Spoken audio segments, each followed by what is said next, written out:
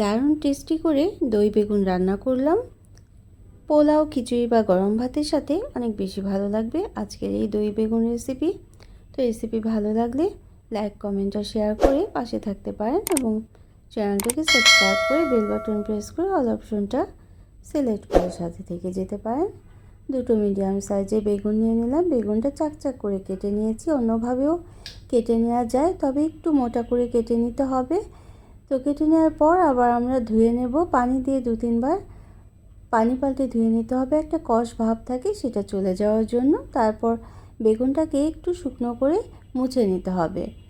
এখানে 1 চা চামচ পরিমাণ ধনে গুঁড়ো, আধা চা চামচ জিরে গুঁড়ো এবং 1 চা চামচ পরিমাণ শুকনো মরিচের গুঁড়ো আর সামান্য লবণ দিয়ে বেগুনগুলোকে খুব সুন্দর করে মেখে নিতে হবে।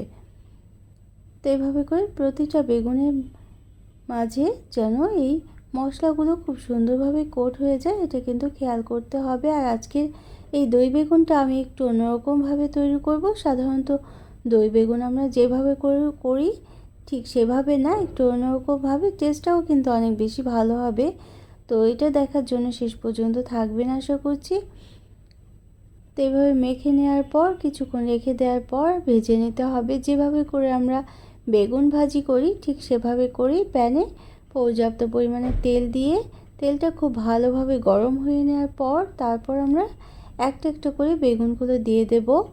আর দইয়ের যে মিশ্রণটা সেটা রেডি করে নিচ্ছি। সেখানে আমি 1 কাপ পরিমাণ টক দই নিয়ে নিলাম, আধা চা চামচ জিরে গুঁড়ো, আধা চা চামচের কম গোলমরিচের গুঁড়ো এবং সামান্য লবণ দিয়ে দিলাম। লবণটা পরিমাণ মতো দিতে হবে এবং 1 চা চামচ পরিমাণ চিনি দিয়েছি। এভাবে মিশিয়ে করে রেখে দিতে হবে। রান্নাটা করার আগে প্রিপারেশনগুলো করে নিলে কিন্তু রান্না খুব তাড়াতাড়ি হয়ে যায়, সহজ হয়ে যায়। তো পোলাও, খিচুড়ি বা গরম ভাতের সাথে এইভাবে করে বেগুন ভাজি করলে বা দই বেগুনের রেসিপিটা করলে অনেক বেশি ভালো লাগে খেতে।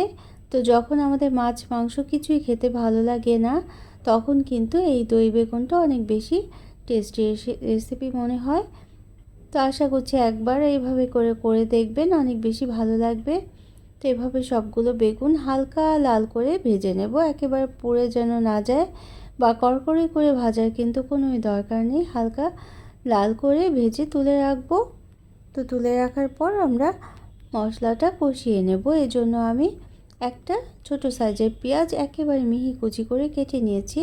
অনেকে কিন্তু পেঁয়াজ ছাড়াই দই বেগুনটা রান্না করে থাকে, তবে একবার এইভাবে পেঁয়াজ দিয়ে রান্না করে দেখবেন, এটা কিন্তু খেতে একটু বেশি ভালো লাগবে। গরম ভাতের সাথে এই পেঁয়াজের বা দইয়ের ঝোলটা খেতে অনেক বেশি ভালো লাগবে।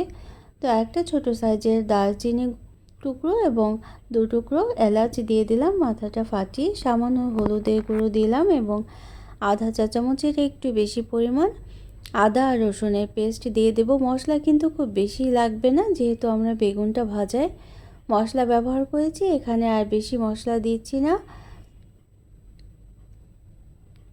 তো শুকনো মরিচের গুঁড়োও কিন্তু দিতে পারেন। আর দইয়ের যে মিশ্রণটা রেডি করে রেখেছিলাম সেটা দিয়ে দেব। বাটিটা ধুয়ে একটু পানি দিয়ে দেব। খুব বেশি পানিও কিন্তু আমরা দেব না, তবে চাইলে কিন্তু আর একটু ঝোল রাখতে পারেন। তো এখন মশলাটা খুব ভালোভাবে কষিয়ে নিতে হবে। আর তাতে কি হবে, দইয়ের যে একটা টকটক ভাব থাকে সেটা কিন্তু অনেকটাই চলে যাবে এবং রান্নাটা অনেকটা সুস্বাদু হবে। আর বেগুনের সাথে ভাত দিয়ে এই দইয়ের ঝোলটা খেতে অনেক বেশি ভালো লাগবে খেতে।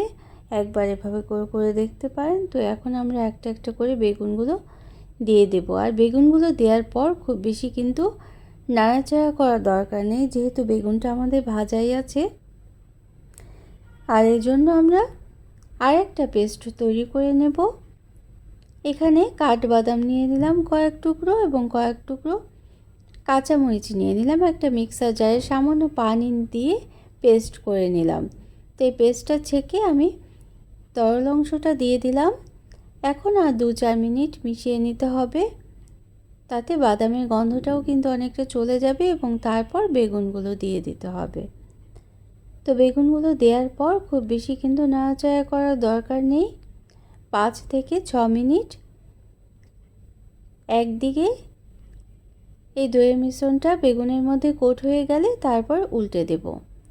উল্টে দিলে প্রতিটা বেগুনের সাথে যখন দইয়ের মিশ্রণটা খুব সুন্দরভাবে কোট হয়ে যাবে, তারপরে কিন্তু আমরা নামিয়ে পরিবেশন করে নেব। তো এভাবে করে একদিন রান্না করে দেখবেন এবং রেসিপিটা ভালো লাগলে অবশ্যই লাইক দিয়ে দিতে পারেন, প্রয়োজনে কমেন্ট করতে পারেন আর শেয়ার করতে পারেন ফ্রেন্ডস অ্যান্ড ফ্যামিলির সাথে। আর যারা প্রথম ভিজিট করছেন তারা চাইলে চ্যানেলটিকে সাবস্ক্রাইব করে বেল বাটন প্রেস করে অল অপশনটা সিলেক্ট করে সাথে থেকে যেতে পারেন। আর যারা সাথে আছেন তাদের জন্য রইল অসংখ্য অসংখ্য ধন্যবাদ। আমি পরিবেশন করে নিচ্ছি। তো রুটি পরোটার সাথেও এই বেগুনের রেসিপিটা অনেক বেশি ভালো লাগবে। তো কষ্ট করে সাথে থাকার জন্য অনেক অনেক ধন্যবাদ। অন্য কোনো দিনে অন্য কোনো রেসিপি নিয়ে আসবো ইনশাল্লাহ।